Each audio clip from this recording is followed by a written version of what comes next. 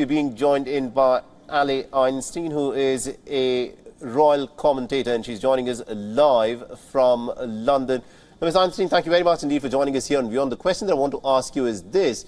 You know, the coronation of King Charles III will be held on the 6th of May. It's going to be a pretty grand affair. But how do the British youth actually look at the British monarchy?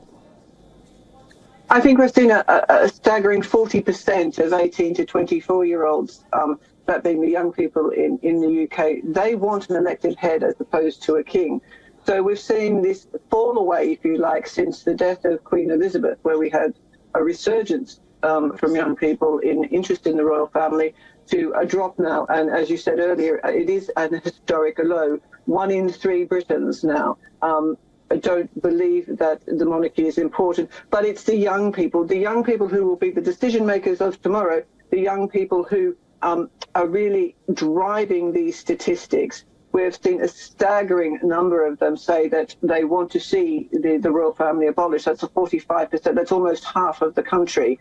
And given the groundswell of support we saw last year for the funeral of the Queen, this is quite jaw-dropping, really, especially in the lead-up, and we're only a week away now from King Charles III's coronation, and we would have expected to see that support increase. Instead, the young people are really voting with their feet. They're saying, we're not really interested in the royal family now, or what's being offered by the royal family. And I think we're pointed towards King Charles and his Queen Consort Camilla, who they represent an older generation. And in fact, they represent the 65 years and older generation, right, who were interviewed for this poll, who really support the monarchy. So we've got 75% of the older generation saying we love the monarchy, but the young people who are going to inherit the country, saying we need change. And whether that change comes in the form of Prince William becoming king, right, a lot earlier, or a combination of elected officials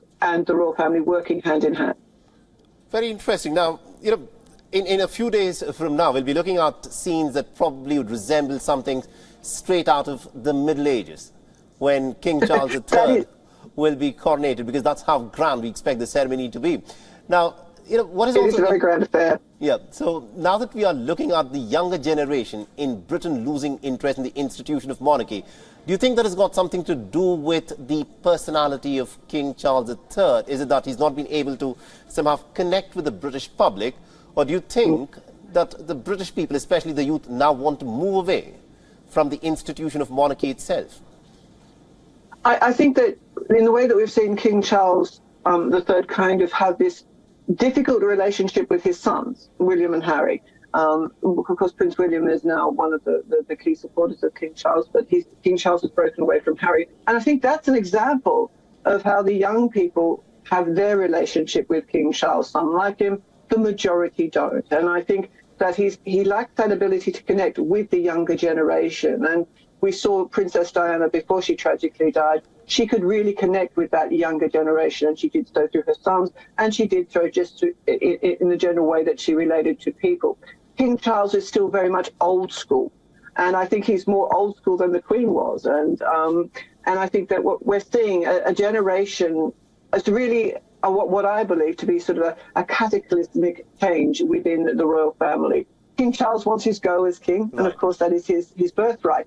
But I really think that we're going to hear a lot more from the young people, particularly after the coronation, that they want Prince William to take over earlier, or they want a revamp of the royal family. Now, of course, King Charles, for this coronation, when the Queen took the throne, there were 8,000 dignitaries from all over the world. Mm-hmm. This time there'll only be 2,000, and that's due to health and safety rules. But I think it's also part of King Charles trying to reach out to the young people and say, hey, I'm listening. He's also going to be representing a lot of the younger generation by inviting a lot of different charities that he supports, and a selection of young people from right around different areas of Britain. So I think we're going to see some sort of effort, but it's not enough. There is going to be change here, and I think the young people will lead the way. Absolutely, indeed, Ms. Einstein. Thank you very much indeed for joining us from London and getting us all that perspective there. WION is now available in your country. Download the app now and get all the news on the move.